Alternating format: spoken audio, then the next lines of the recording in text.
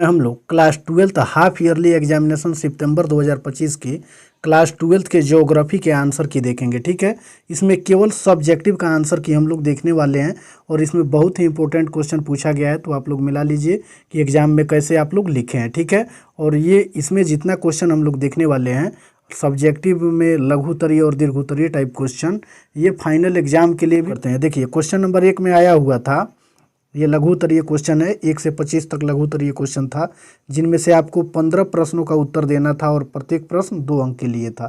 तो 25 क्वेश्चन में से 15 क्वेश्चन को बनाना था, तो इसमें हम लोग सभी प्रश्नों का उत्तर देखेंगे। देखिए क्वेश्चन नंबर 1 में पहले क्वेश्चन देख लेते हैं, उसके बाद में इसका उत्तर हम लोग देखेंगे। ठीक है, देखिए इसमें है कि लौह अयस्क के किन्हीं 2 प्रकारों का नाम लिखे, तो लौह अयस्क के 2 प्रकारों का नाम लिख देना था। ठीक है, 2 नंबर क्वेश्चन में पूछा हुआ था कि ऊर्जा के अपरंपरागत स्रोतों से आप क्या समझते हैं। 3 नंबर क्वेश्चन में पूछा हुआ था कि सघन अधिवास के तात्पर्य का उल्लेख कीजिए। और 4 नंबर क्वेश्चन में आया हुआ था कि भारत के 4 कोयला क्षेत्रों के नाम लिखिए।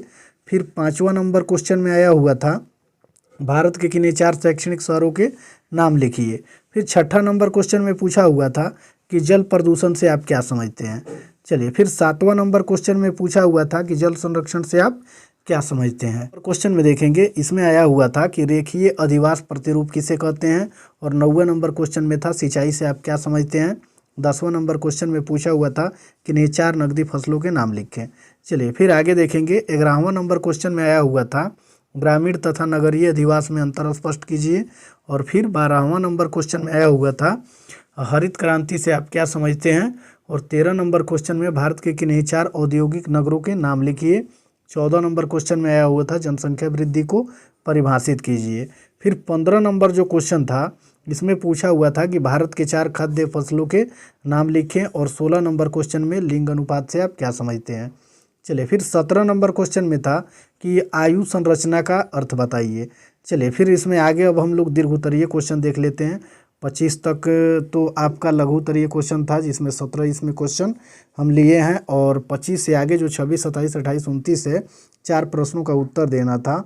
तो इन चारों प्रश्नों को पहले हम लोग देख लेते हैं, इसका भी उत्तर आपको इसी वीडियो में देखने के लिए मिल जाएगा।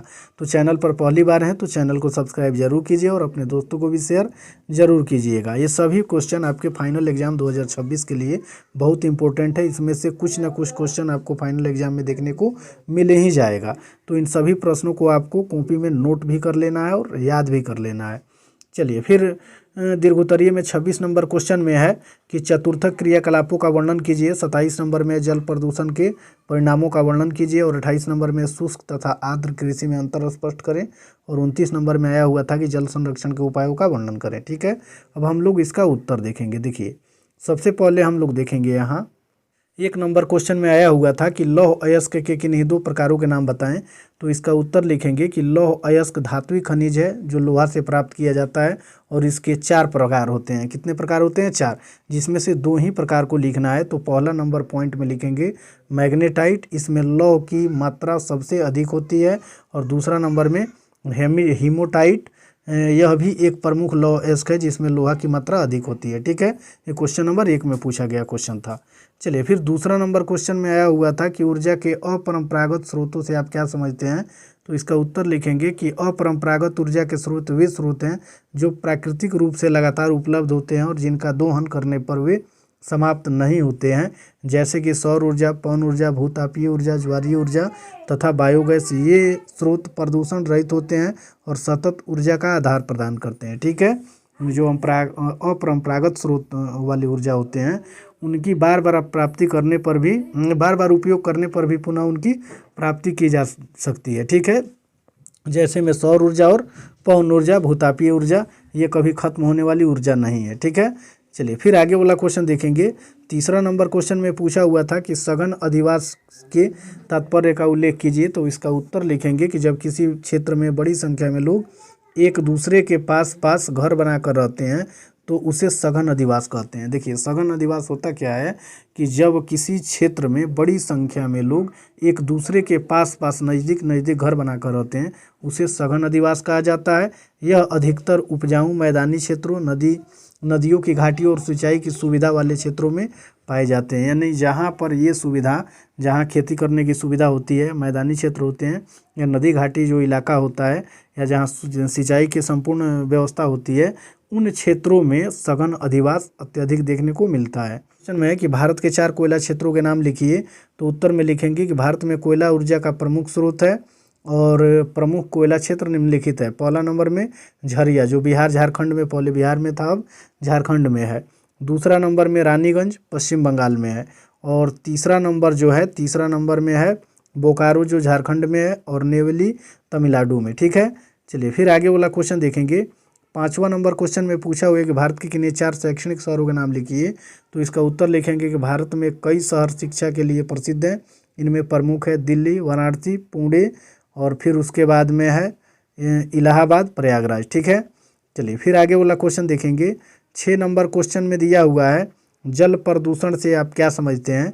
तो इसका उत्तर लिखेंगे जब नदियों, झीलों, तालाबों या भूजल से हानिकारक रसायन, कीटनाशक, प्लास्टिक, औद्योगिक अपशिष्ट तथा गंदे पदार्थ मिल जाते हैं, इससे जल की शुद्धता नष्ट हो जाती है और वह मानव, पशु और पौधों के लिए हानिकारक बन जाता है। इसे जल प्रदूषण कहते हैं। 2 नंबर क्वेश्चन में है कि जल संरक्षण से आप क्या समझते हैं। तो इसका उत्तर लिखेंगे जल संरक्षण का अर्थ है जल का उचित और विवेकपूर्ण उपयोग करना तथा उसे भविष्य के लिए सुरक्षित रखना। इसके अंतर्गत वर्षा जल संचयन, टपक सिंचाई, जल का पुनः उपयोग तथा जल की बर्बादी को रोकना इत्यादि शामिल है। यानी जल को आवश्यकता के अनुसार ही खर्च करना चाहिए और उसे भविष्य के लिए सुरक्षित करना जल संचयन कहलाता है, या जल संरक्षण कहलाता है। ठीक है, चलिए फिर आगे वाला क्वेश्चन देखेंगे। 8वां नंबर क्वेश्चन में है कि रेखीय अधिवास प्रतिरूप किसे कहते हैं।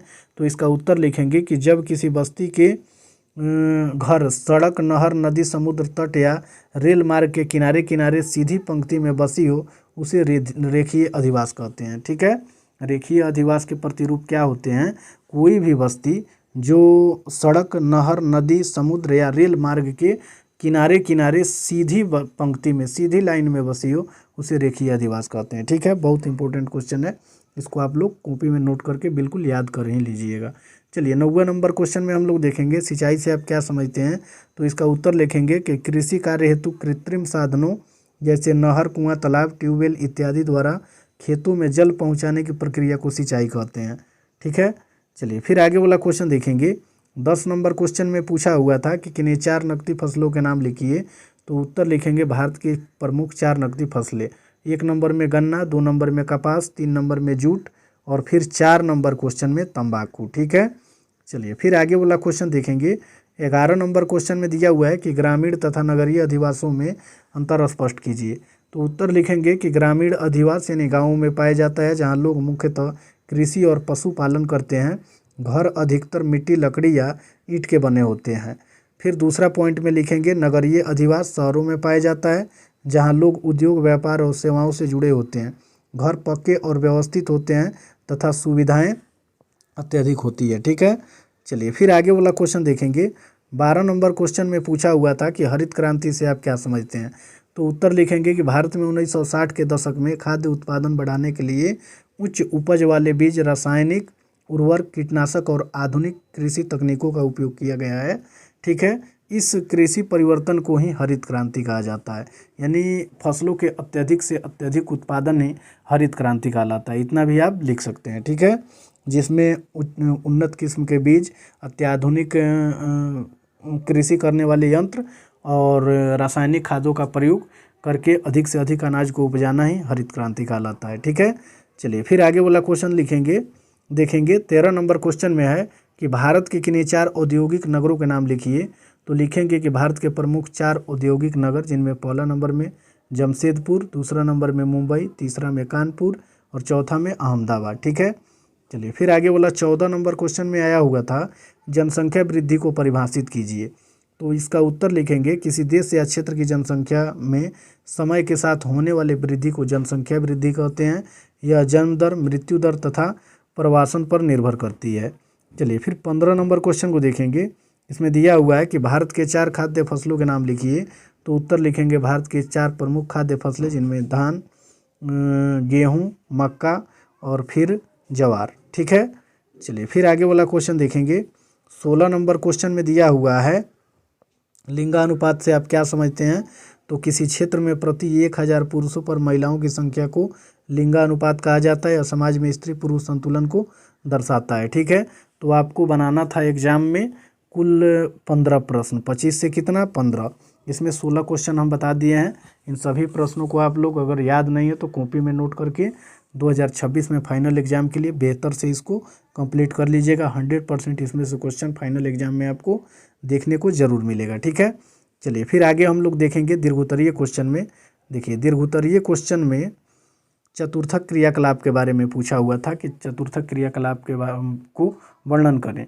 तो लिखेंगे कि भूगोल में आर्थिक क्रियाओं को 4 स्तरों पर बांटा गया है। ठीक है, पहला नंबर प्राथमिक, दूसरा में द्वितीयक, और फिर तीसरा में तृतीयक, और चौथा में चतुर्थक क्रियाकलाप। ठीक है, उसके बाद में लिखना है चतुर्थक क्रियाकलाप का वर्णन। ठीक है, यहाँ लिखेंगे चतुर्थक क्रियाकलाप का वर्णन, और फिर एक लाइन छोड़ के लिखेंगे चतुर्थक क्रियाकलाप वे गतिविधियाँ हैं जिनमें ज्ञान, सूचना और बौद्धिक कौशल का प्रयोग किया जाता है, इन्हें ज्ञान आधारित गतिविधियां भी कहते हैं। ठीक है, चलिए फिर आगे इसमें हम और लिखेंगे एक लाइन छोड़ करके इनका मुख्य उद्देश्य, यानी शोध, सूचना, शिक्षा, योजना और नई तकनीक से समाज और अर्थव्यवस्था का विकास करना ही चतुर्थक क्रियाकलाप कहलाता है, उसका मुख्य उद्देश्य है। ठीक है, चलिए फिर आगे इसमें हम लोग देखेंगे जो 27 नंबर क्वेश्चन में 26 नंबर क्वेश्चन में था। 27 नंबर क्वेश्चन में पूछा हुआ था कि शुष्क कृषि और आर्द्र कृषि में अंतर स्पष्ट करें। तो लिखेंगे उसका उत्तर कि शुष्क कृषि और आर्द्र कृषि में निम्नलिखित अंतर है, और पन्ना में ऐसे खींच देंगे बीच में। ठीक है, पहले वाला में लिखेंगे शुष्क कृषि और दूसरे वाला भाग में लिखेंगे आर्द्र कृषि, और पहला नंबर पॉइंट बना के लिखेंगे कम वर्षा यानी 75 सेमी से कम वाले क्षेत्रों में शुष्क कृषि होती है। ठीक है, और अधिक वर्षा 75 सेमी से अधिक वाले क्षेत्रों में आर्द्र कृषि होती है। ठीक है, चलिए फिर दूसरा पॉइंट में लिखेंगे प्रायः सिंचाई के साधन नहीं होते हैं, यानी शुष्क कृषि में सिंचाई के साधन नहीं होते हैं, और दूसरा भाग में लिखेंगे सिंचाई या वर्षा दोनों का उपयोग होता है। चलिए फिर आगे इसमें लिखेंगे तीसरा पॉइंट में शुष्क कृषि में बाजरा, ज्वार, गेहूँ, दालें, कपास इत्यादि उगाई जाती हैं, जबकि आर्द्र कृषि में धान, गन्ना, जूट, गीली जमीन वाली सब्जियां को उगाई जाती है। ठीक है, चलिए फिर और अगला पॉइंट में लिखेंगे शुष्क कम नमी वाली मिट्टी में की जाती है, यानी शुष्क कृषि जो है कम नमी वाली मिट्टी में की जाती है, और आर्द्र कृषि में आपको नमी से भरपूर जलोढ़ अथवा दोज मिट्टी आती है। ठीक है, चलिए फिर आगे इसमें हम लोग लिखेंगे राजस्थान, गुजरात, मध्य प्रदेश, दक्कन का पठार, ये सभी शुष्क कृषि क्षेत्र के अंतर्गत आते हैं, जबकि आर्द्र कृषि क्षेत्र के अंतर्गत पश्चिम बंगाल, बिहार, असम, केरल और उड़ीसा आते हैं।